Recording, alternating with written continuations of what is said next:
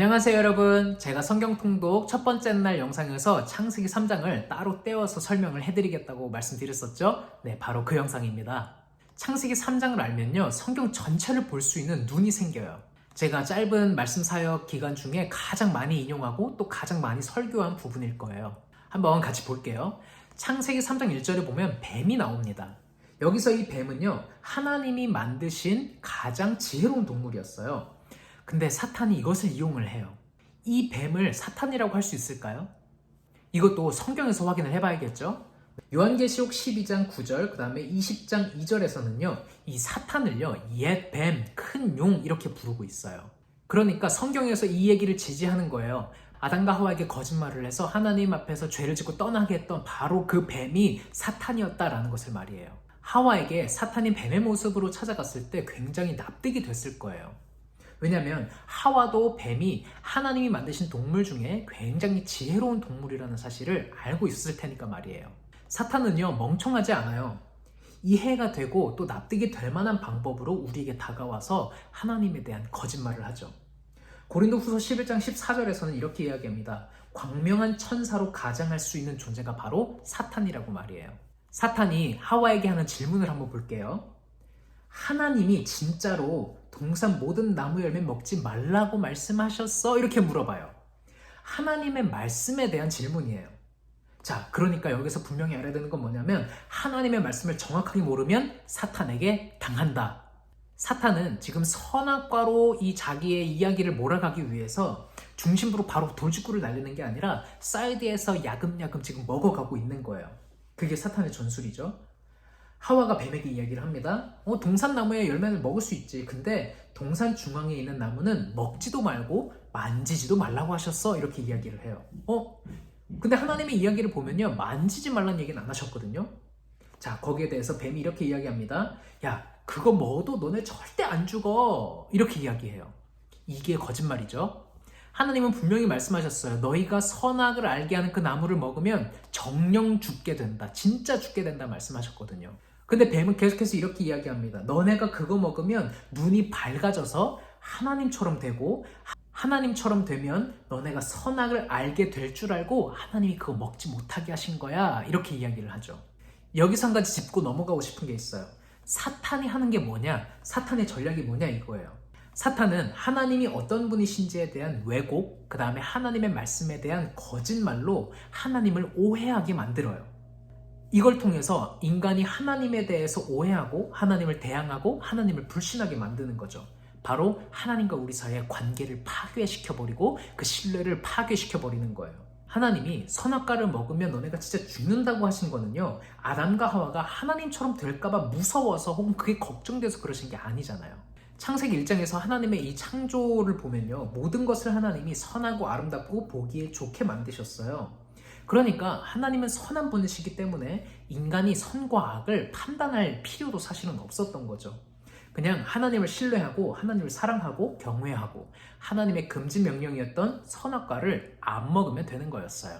그런데 이 사탄의 거짓말을 듣고 하와가 그게 너무너무 먹고 싶어져요. 왜? 하나님처럼 되고 싶거든요.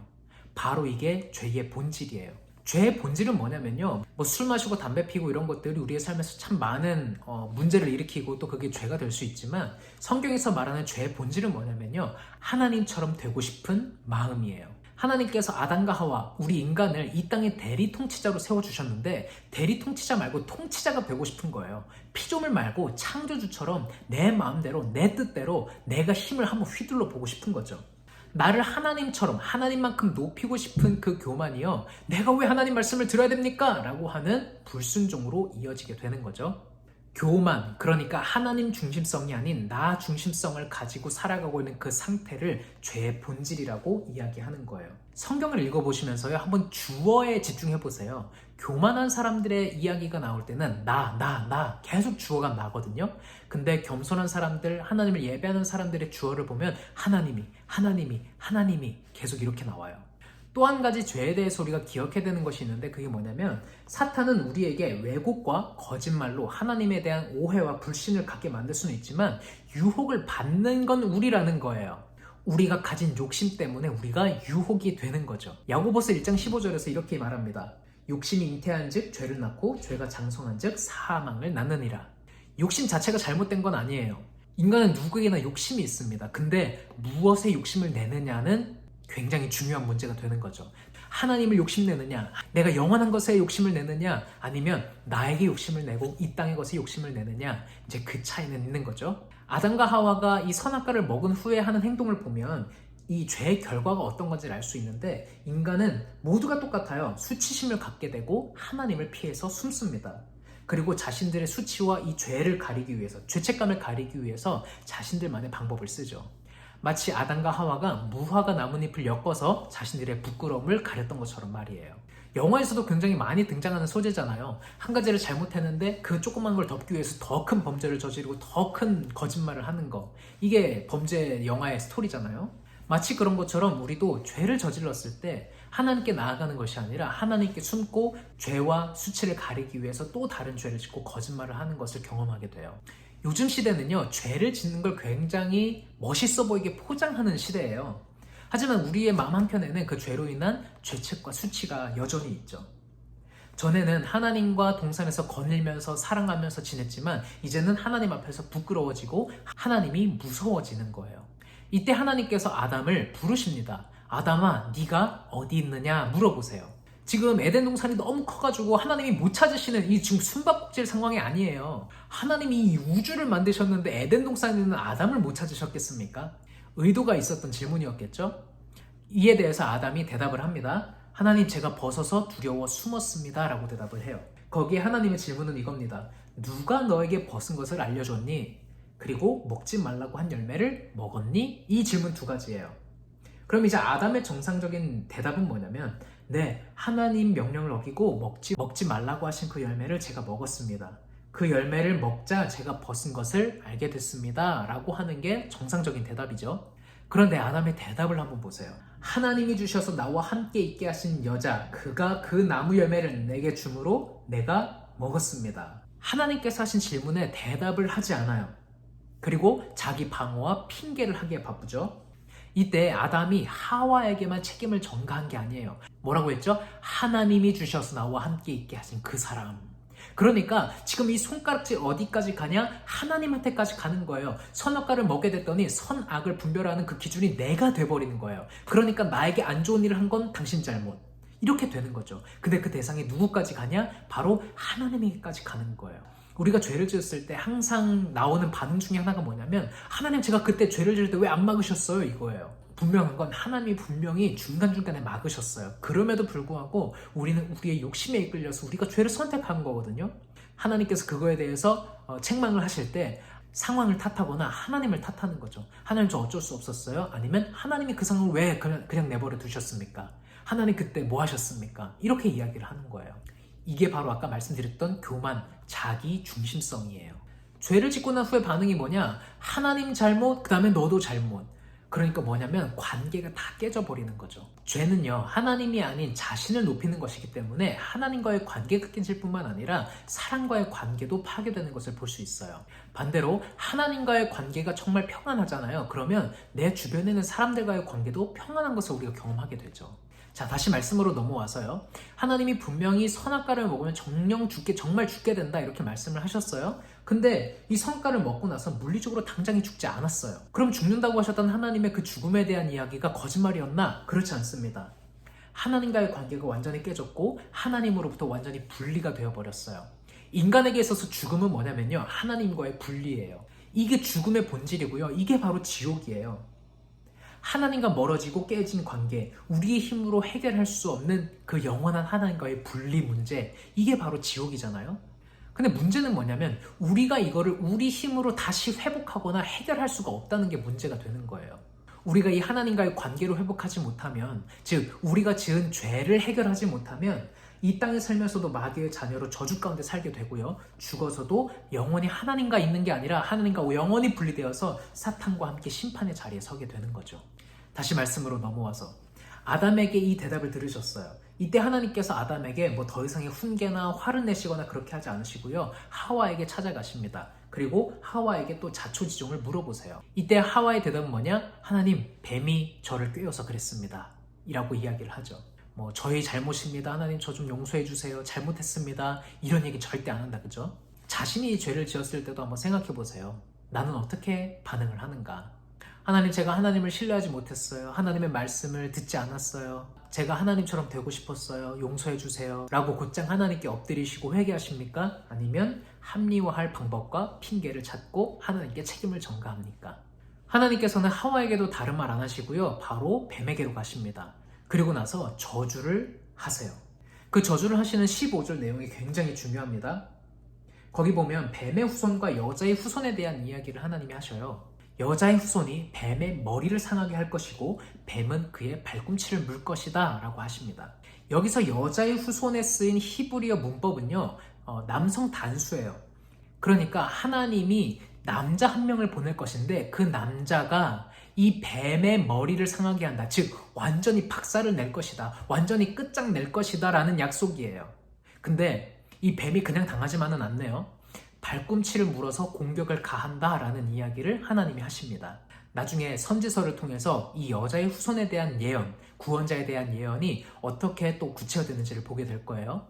이 말씀에서 하나님께서 구원하시는 방법이 뭐냐? 바로 여자의 몸만 빌려서, 남자의 정자 없이 말이에요. 여자의 몸을 통해서 남자 하나를 보내실 것인데 그 남자가 와서 우리를 죄에서 구원할 것이다 라는 이야기입니다. 하나님께서 죄인인 아담과 하와를 벌하시기 전에 사탄에 대한 심판과 하나님의 승리를 말씀하셨어요. 그 말씀을 하시고 인간과 세상이 어떻게 저주를 받을 것인지도 말씀해 주십니다. 분명히 창세기 1장 2장에서는 하나님이 만드신 모든 것이 선했고 완벽했어요. 근데 그 완벽했던 하나님의 나라를 깬 게 누구냐? 바로 인간이에요. 나중에 요한계시록에서는요, 이 망가진 하나님의 나라, 인간의 죄로 인해서 어그러진 이 하나님의 나라를 하나님이 또 어떻게 완성시키시고 회복시키실 건지도 나오고 있어요. 12월까지 우리가 같이 읽게 되면 그 요한계시록도 같이 보게 되겠죠. 한 가지 더 볼 것은요, 창세기 3장 21절이에요. 하나님께서 무화과 나뭇잎을 지어서 입은 아담과 하와에게 직접 지어서 입혀주신 옷이 있어요. 그게 바로 가죽 옷이에요.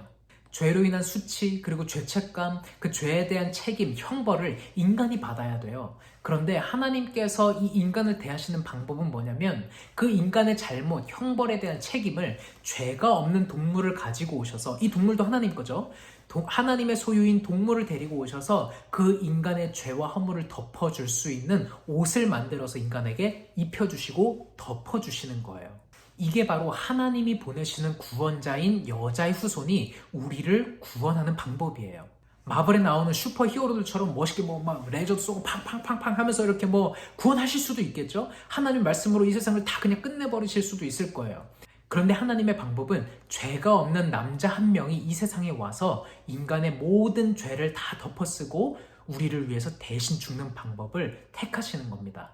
그러니까 하나님이 보내시는 구원자는 이 예언, 지금까지 제가 말씀드린 게 이거 두 개잖아요. 여자의 후손과 가죽옷. 이 예언을 성취하셔야 돼요. 이 예언을 완성하셔야 돼요. 죄가 없어야 하고 또 우리의 죄를 위해서 대신 죽으셔야 하는 거예요. 자, 근데 문제는 남자의 정자와 여자의 난자가 만나서 만들어지는 인간, 모든 인간이 죄인인 거예요. 근데 죄인이 죄인을 위해서 죽는다고 해서 그 죄가 없어지는 게 아니라는 거죠. 예를 들어서 같은 사형수인데 3개월 남겨두고 6개월 남겨놨어요. 근데 6개월 남겨둔 사형수가 이 3개월 남겨둔 사형수를 위해서 죽는다고 해서 그 죄가 해결되겠냐는 거죠. 모든 인간은 죄인이기 때문에 죄인이 죄인을 위해서 죽는 건 아무런 소용이 없어요. 그러니까 죄가 없는 누군가가 대신 죽어야 하는 거예요. 근데 죄가 없는 건 누구밖에 없죠? 하나님밖에 없어요.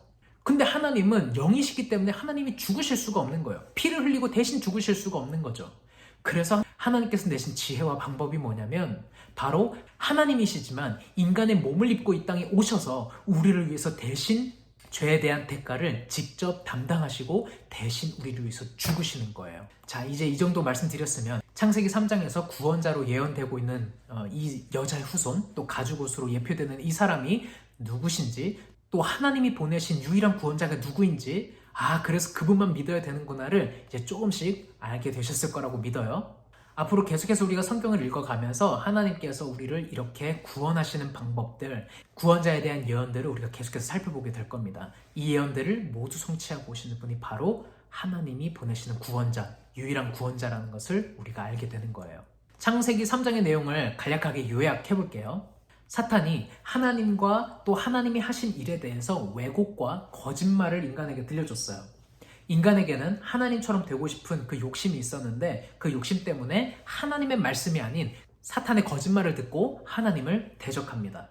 바로 이게 죄라고 말씀을 드렸어요. 내가 하나님처럼 되고 싶은 마음, 자기중심성, 이 교만이 불순종으로 이어진다고 말씀드렸습니다. 죄를 지은 인간은 하나님과의 관계가 깨지게 돼서 죽음을 맞이하게 됐고 사람과의 사이 또 하나님이 주신 자연과의 관계도 깨졌다. 즉 하나님의 나라가 어그러졌다고 말씀을 드렸습니다. 이에 대해서 하나님의 약속은 뭐였냐? 바로 여자의 후손을 보내주신다는 거였어요. 하나님이 보내주실 구원자, 이 여자의 후손은 남자의 정자 없이 여자의 몸을 통해서 태어나시는 죄 없는 희생 제물이 될 남자 한 명이라고 말씀을 드렸습니다. 오늘 다룬 이 창세기 3장에 대한 영상을 통해서 성경 전체를 보는 눈을 갖게 되셨기를 바라고요. 네, 질문이나 코멘트 환영입니다. 새해를 하나님의 말씀으로 시작하며 말씀을 붙들고 하루하루를 전진해 가시는 여러분을 진심으로 응원하고 축복합니다.